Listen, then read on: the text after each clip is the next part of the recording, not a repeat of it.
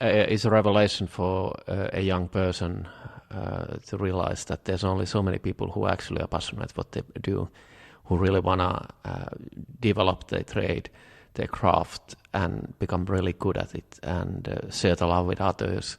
And you can see the passion and the intensity, how they do the things while they're doing whatever they're doing. And that's invigorating. It's really amazing to see these type of people, because they are so much into it, what they do, that it's contagious.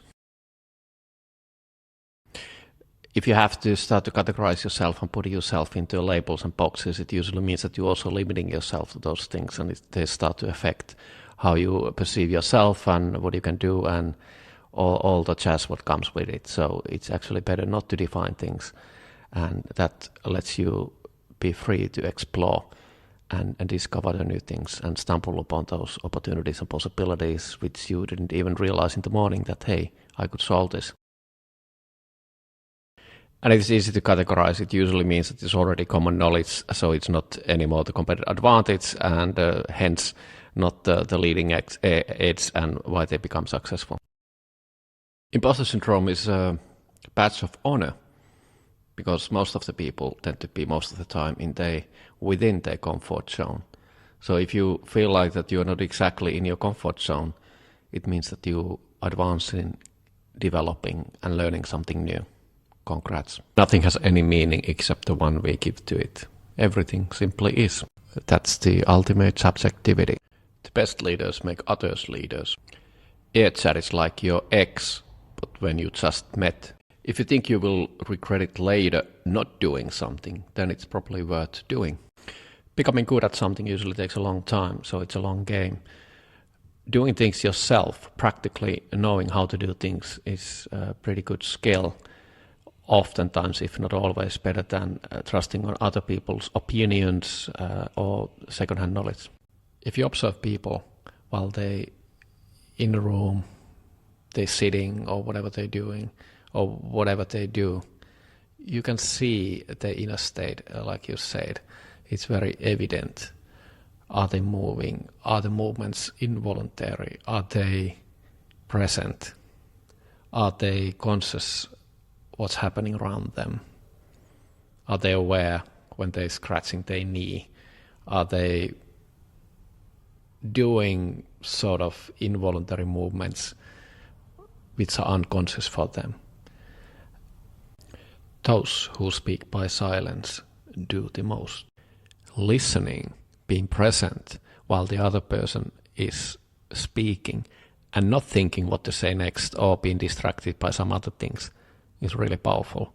While you're listening, you can also observe all those signals, all those other things what the other person is saying non-verbally.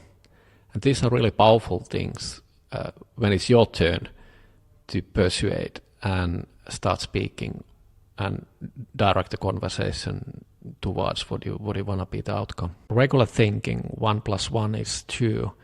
That's linear, that's hard work, that's brute force. And what you describe is not that.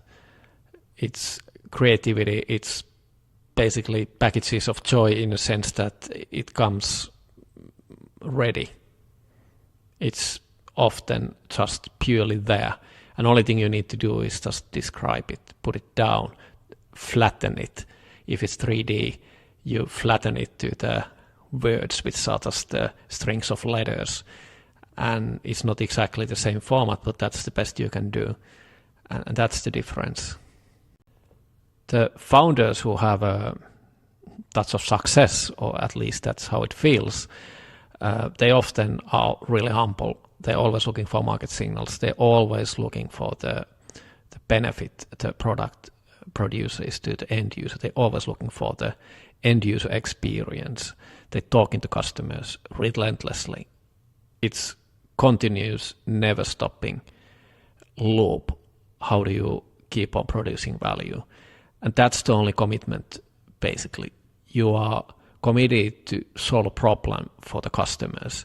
The idea doesn't matter in a sense that, it's only the focus of you have a problem you want to fix it, you want to solve the problem, and the product is just the means to the end, and the product can change if the problem stays, and you're committed to that one.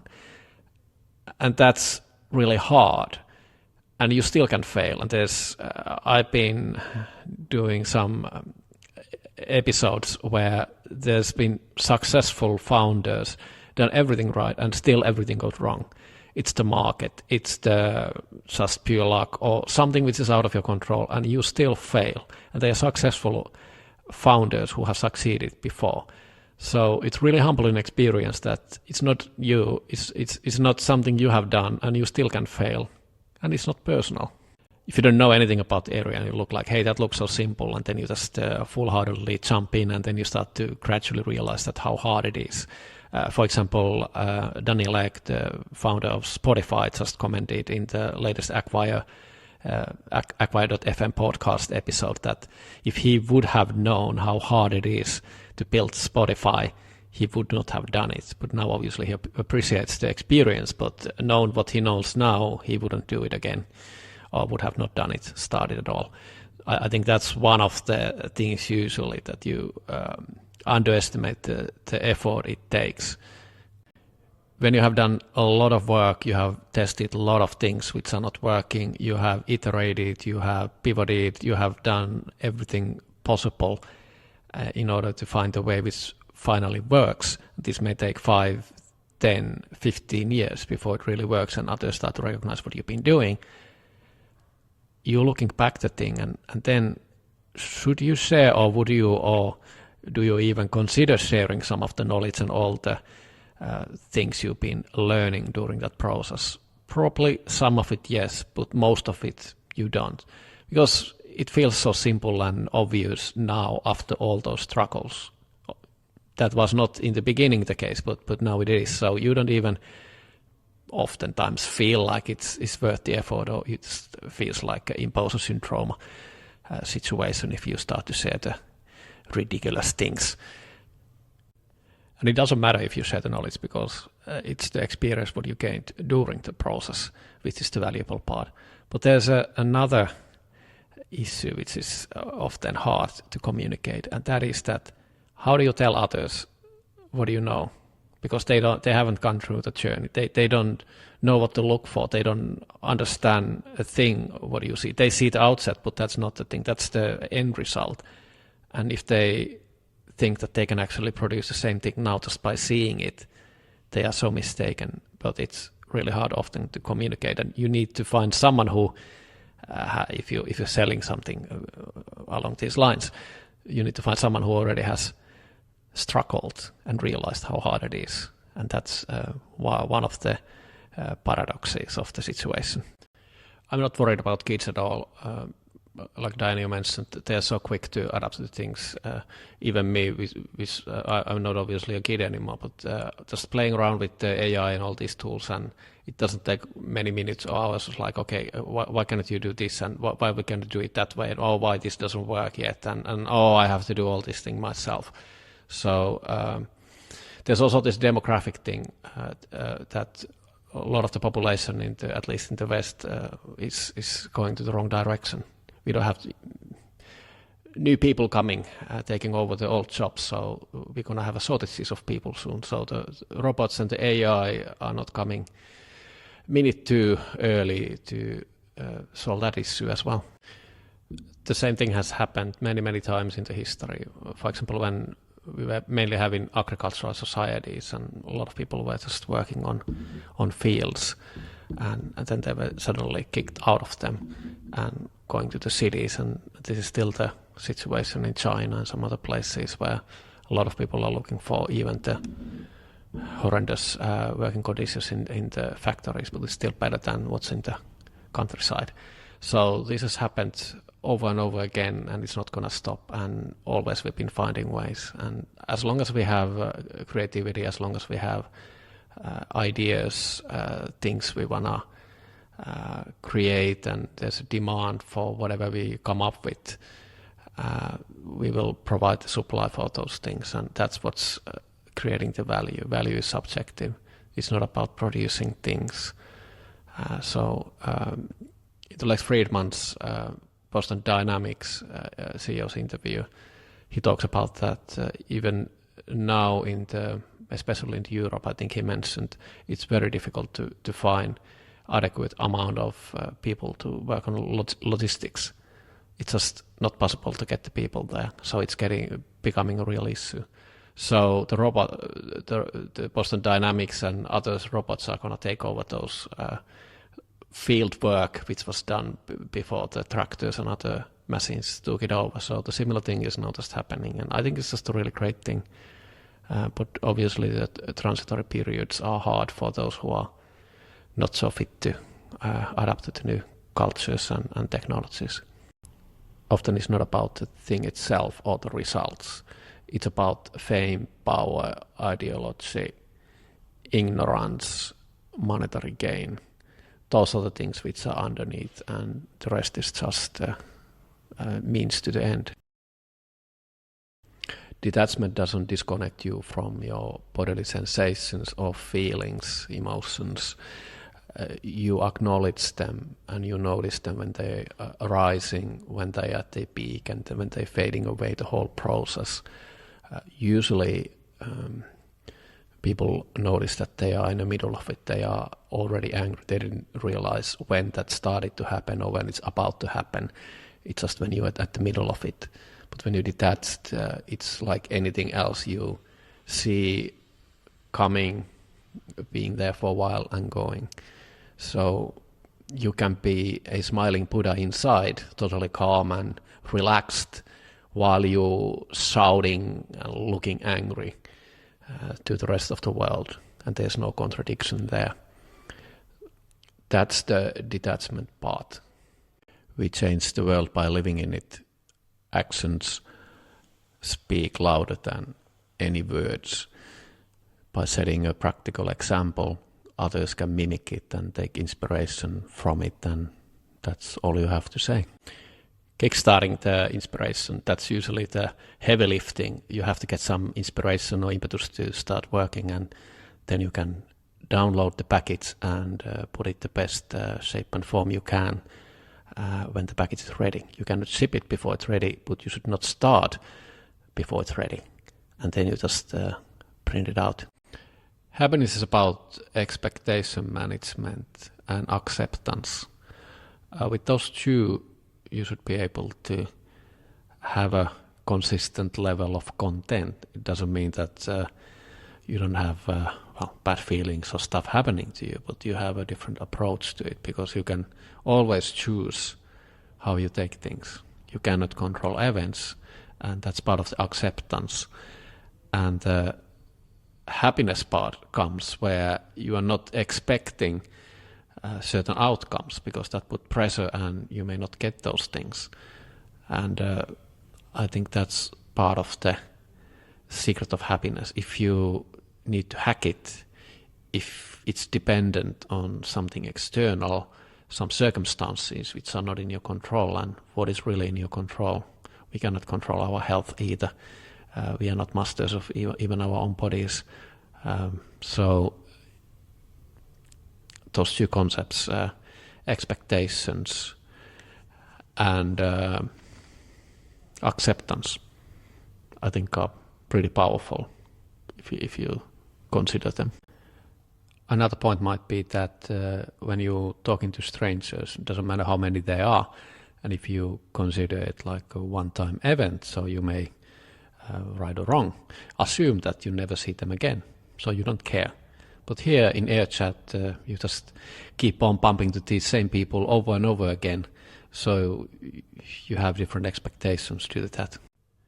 David Deutsch mentioned that in his one of the recent podcast appearances. I can put it to the comments, the link. He was advising or giving us the hint that follow your curiosity, follow what's fun. Well, it was more about innovation and how do you do things which become significant. But he said that, well, we don't know. The only thing we know is that you just follow whatever feels nice and great for you. And that tends to lead to the new discoveries as well. So I think it's a great advice. Just try to enjoy, have fun. At least you had a good time, if nothing else come out of it.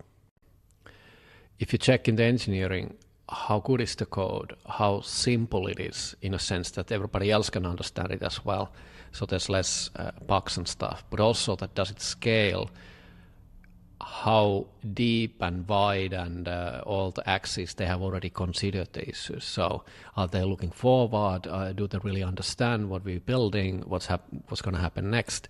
I'm not talking about building something for too long when you're in too early stages, but keeping all these things in mind while building, that's something which exceptional people have.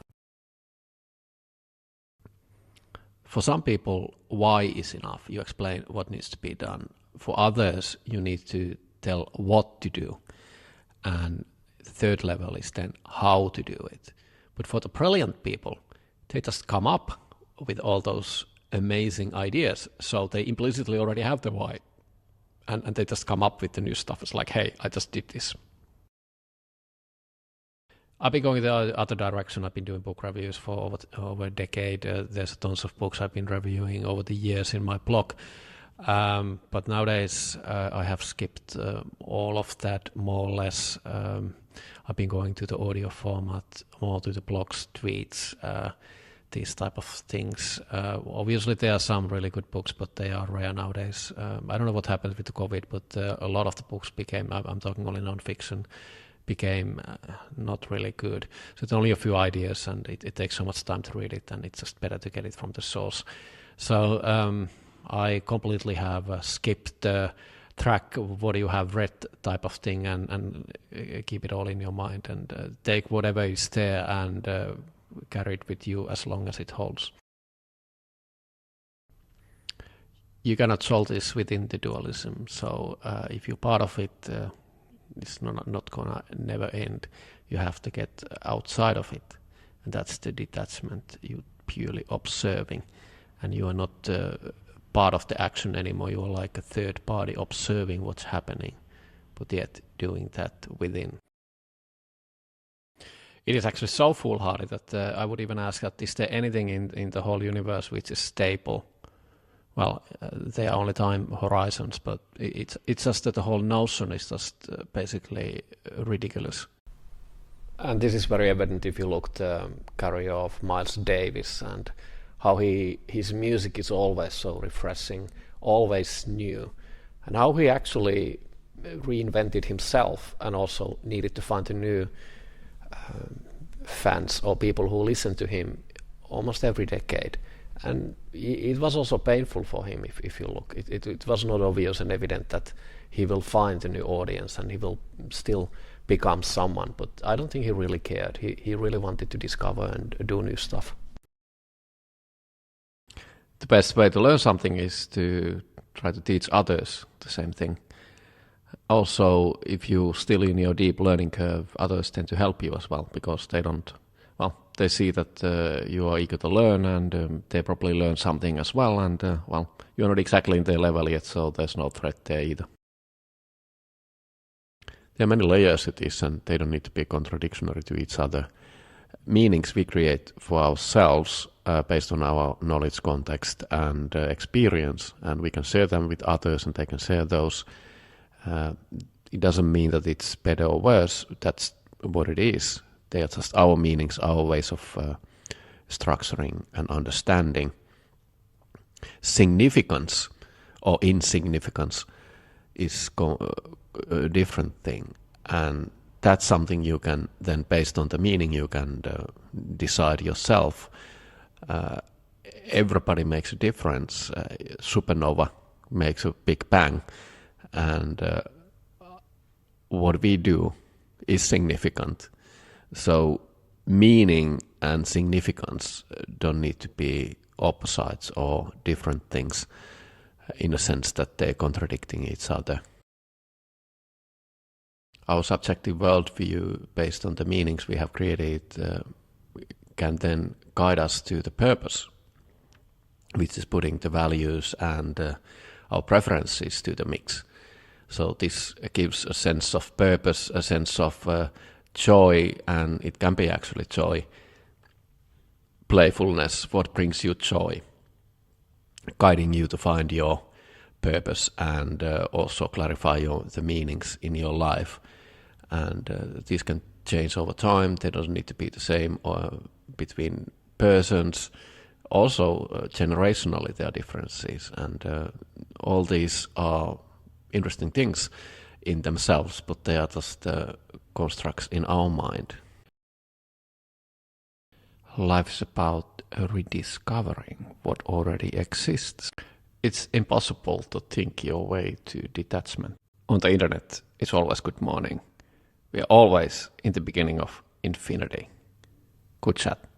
Siri is the new paperclip. Seeking makes you blind to the other stuff happening at the same time. Therefore, you will only find something you already expect, and it's not a surprise if you already know or expect to know what you're supposed to find. But if you're open to everything, anything can happen because you're not expecting anything, and truly surprising things can come out of it. Another delight is that when you've already forgotten what you have done and discovered, and you do it again, just from the scratch, exactly the same way. So you rediscover it, and the delight that, hey, it's exactly the same result. Hopefully, at the time, you actually expected to get that result because it was the right answer to the problem. Otherwise, you're just spinning the same wheels. Partly this is a mind issue because it's just looking from a certain angle things, and for those unknowns, it's better not to label anything, better not to categorize it, better not to define them in any way, in order to observe it, see it as it is. And you can train yourself to do that, but usually it happens more subconsciously. And you're not feeling when you're taking a picture, let's say you're in some tourist site or whatever site, or you're seeing some landscape, and then you move backwards, and you can capture more of it and more of it and more of it. So this is how it is. It's actually never ending. So maybe you have the macro view first, so you see really closely things, and then you start to move backwards and see more and more. At the same time, it's more detailed. You have more perception to see the things, but you also grasp that it's not just a tree, it is actually a park. No, it's actually a city block. No, it's an island. No, it's actually a region, and on it goes. So that's how the perception works. So there's no fundamental truths. There's only your limited and always limited perception of these things. But you start to see the interconnectedness of things, and you start to see the patterns, and all those things make it really beautiful. And you start to not lose, but you start to see the simplicity in the complexity, and it starts to make more sense. There's more context to the apparent chaos which was before. There's nothing to learn, there's nothing to teach, only to discover and realize. Airchat is like GitHub, but you commit, PR, and merge ideas. Certainly wired for the negative, to keep us out of danger, to keep us improving. But it's also that the positive usually just reinforces what we already know, or at least hope to know that, things are working. But it's the negative which kickstarts the innovation, the improvement process. So in that way, it's a positive. It doesn't help with the mood, but I think it's good to get feedback, because most of the time people are not giving you any feedback, so you don't even know.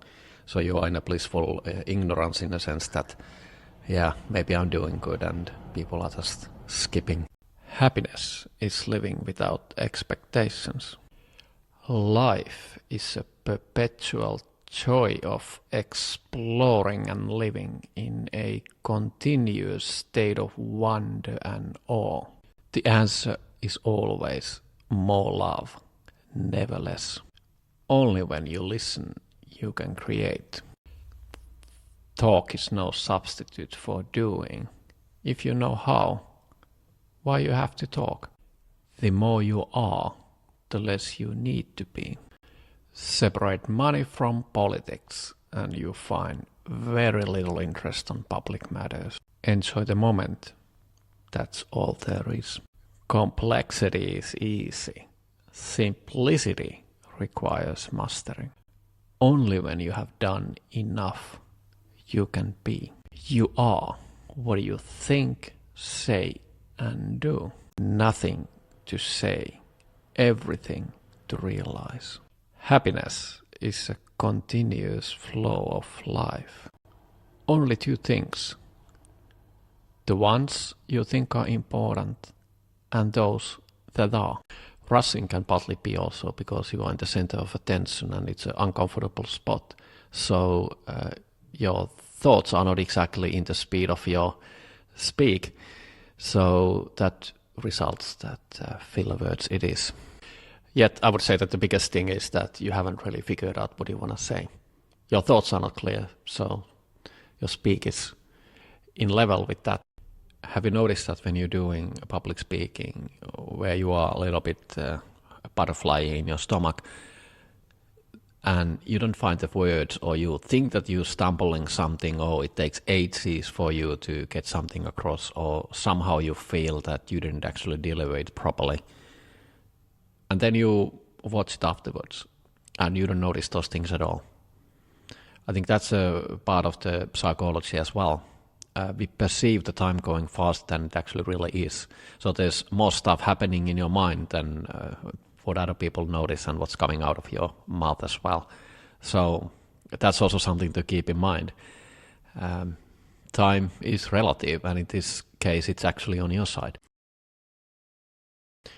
When you see someone giving that flawless, effortless, just perfect speech, it very well may be that it's actually been done already 100 times. Artists do it all the time. They start with small venues. At the end of the tour, they go to the bigger arenas just to get to the field, just to make everything perfect, because it's a step process. You improve all the time. You see what works and what doesn't. Same with the stand-up comedians. They start with small.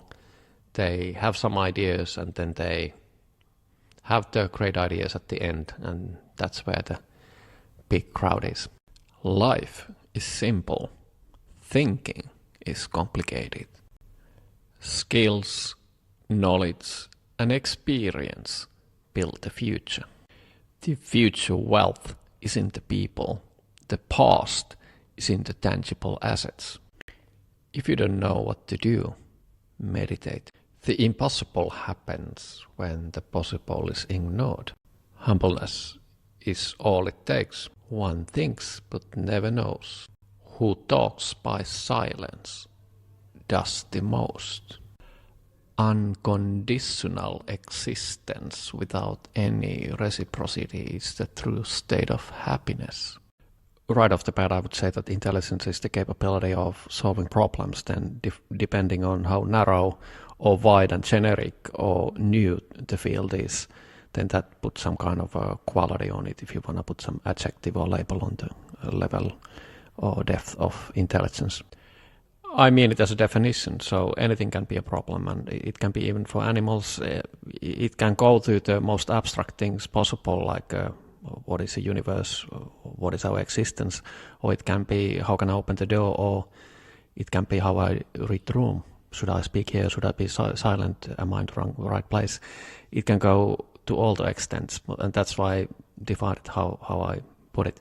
Knowledge itself is not intelligence, so computer loaded with a lot of text is not intelligence, and that's where the problem solving comes in.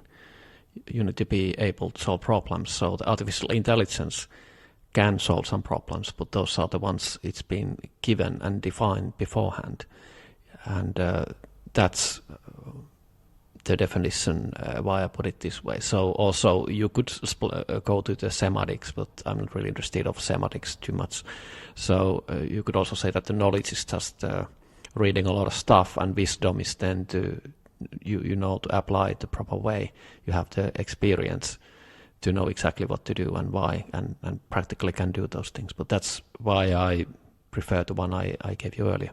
If you don't need to, but you want to, just for the fun of it, or you're just so inspired to do something, I think you can do more than a few hours of work. But the secret is the variance, the dynamic, that you don't do the repetitive thing too long, and you can switch from one topic to another, which is completely different. So you actually kind of way of recouping while you're doing the other thing. So if there's like a really hard problem to solve in a way that it doesn't take time, it takes the idea, and it's just not coming. So if you're jumping to do something which is more mechanical and allows actually time to prove that idea, and switching between these type of things, I think you can put quite many hours if you want to, but obviously if you don't need to, that's totally fine. So a few hours a day, focused work, that's the way to go. OpenSAS is an example of, it's more into the Bitcoin related projects, but they've been also supporting DOS developers. So I think that's a really great way that have some kind of a stipends. Also Poundies, I'm not sure how effective they are if you want to be a full-time developer that relies just purely on Poundies. But if you have a project that the main developer, having something like that is obviously something which can help, but whether it's sustainable is then another matter. Just last week I was thinking that we really need early support on those full-time developers who are just having the project in the early stages, and they are significant for a lot of people, but they are not the most sexiest because they are maybe backing up the decentralized world, supporting free speech, and the business models are not exactly maybe aligned with the advertising models, and they don't want to build it in that centralized manner. So they are not so easy to attract funding, but these projects in the early stages don't have the user base either. So if they are like a wealthy donors who actually just want to support some of these causes, they could pick up these projects and give yearly or stipends or something along those lines, and you can see whether they are actually catching up over what they're doing. It is a completely open source project, so the GitHub is your friend in that case as well. There's already existing grants and NGOs who haven't just committed the money to this cause. So there's a lot of money for thinking and tanking and lobbying, but there's very little for the projects and building those tools. And that's just a distribution issue. And also doing it less bureaucracy and less paper shuffling, I think is important here. Because if you kill the projects with reporting and you expect to get the results before the project has started, or nobody knows where the project really is going. So it's more about trusting the individuals and letting them to do their thing, and trusting the judgment of the recruitment process, if you will, for the grant. And then if something comes out of it, that's the bonus. But I think the trust in the recruitment of the right developers, coders, I think is the key here. Then there are also the aspects which make the open source project not so good in user adoption, because the UX, the documentation, and the supporting functions are not in place in a level that usually commercial projects are. So if there would be designers, marketeers, all these other functions which are key and essential for a successful product, but tend to be overlooked, or they're not getting the support, and it's harder for these people to get a financial support for their commitments. I think these are key if you really want to have open source alternatives for the current existing commercial products. Less traveled path, for example, is to support the people who are documenting and translating GitHub projects to different languages and making the documentation better for all the users. So how about supporting them as well in their work? Because if you can translate some software to 30, 50, 100 different languages, that's a powerful way of having an impact as well. You can look backwards and walk forward by looking backwards, like you described, looking how the steps led you to that place where you're standing at the moment and the people who were walking before you. Or you can turn around and start to look the other direction, and obviously you don't see anything there because you haven't walked there yet. But in a similar way, all the steps you're taking will lead to certain paths. And the peculiar thing is that many times people were rushing around the world 100 years, 200 years ago to the patent office exactly the same day and having the same idea. So if one of them didn't do it, the other one did it. So in some of the occasions, the individual didn't matter that much. The history would have still figured it out that way. But in some cases, there has been dark turns, twists, sometimes probably good turns as well, just by accident or some weird coincidences or by happenstances. So interesting times. Finding people who are dedicated, passionate, what they do. Doesn't matter what they do, whether they are dentist, they are plumber, they are nuclear physicist or quantum physicist.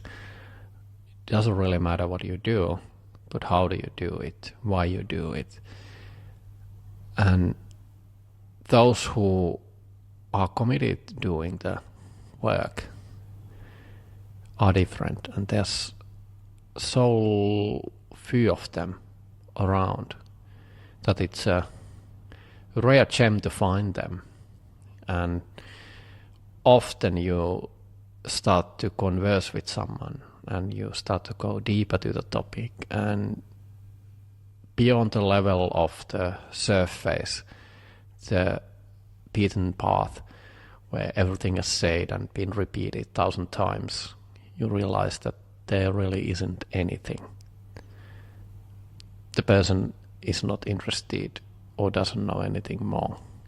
There isn't the curiosity, there isn't the willingness to engage, there isn't the willingness to go further. It just isn't there. But when you find them, it's just pure delight to discuss with them. It's not about ego, it's not about the topic itself, it's the joy of discovering, sharing, and doing things. And the curiosity, the guest keeps on going, the goals are changing, the milestones are celebrated, but also quickly passed.